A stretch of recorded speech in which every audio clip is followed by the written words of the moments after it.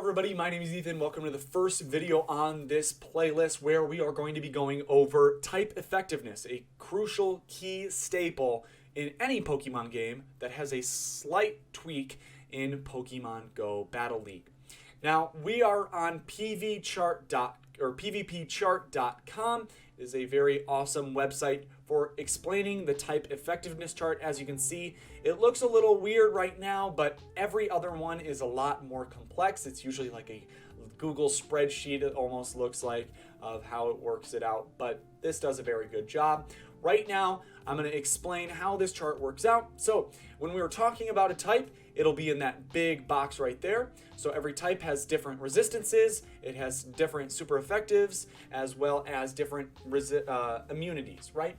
So let's talk about the normal type. It's the most simple type in the game because it does not do any super effective damage to Pokemon, but it does have one weakness as well as one immunity.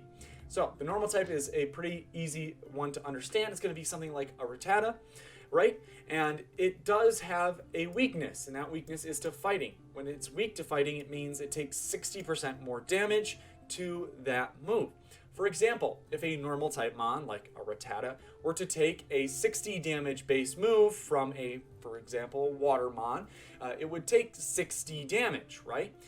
But if it were to take a 60 damage move from a fighting type mon, because it takes 60% more damage, that 60 damage increases to 100 damage. So hopefully that makes a little bit of sense. But if we're looking also at the normal type, you can see up at the top here, if it has one shield, it's a resistance, and if it has two shields, it's an immunity. So one immunity here, you can see, is to Ghost. The normal type has an immunity to Ghost. But in the main series game, immunities means that it takes 0 damage. So if it was hit by a 60 base damage Ghost move, it would take 0 damage. In Pokemon Go Battle League, you can't have moves that do 0 damage because Pokemon would then just be useless and those mons would not be used. Whereas in this game, you actually instead are double resisting that move.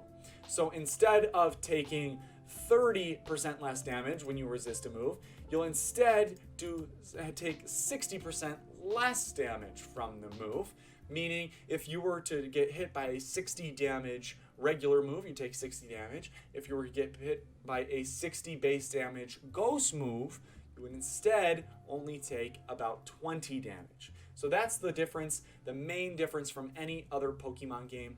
This is a crucial thing that you have to learn though. You have to know that Bug is super effective against Grass. You have to know every single one of these interactions here because it is a very important thing when learning how to play a Pokemon game competitively. If you don't know that Steel hits Ice for super effective, you might not swap it out until you see it.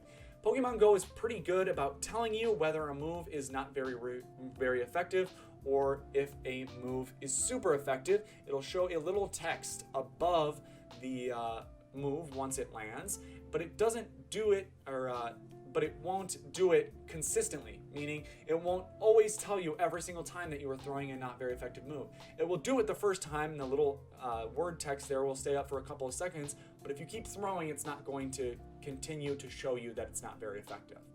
So that's about it I have for this video. Again, pvchart.com is a great learning tool for learning the entire type effectiveness chart.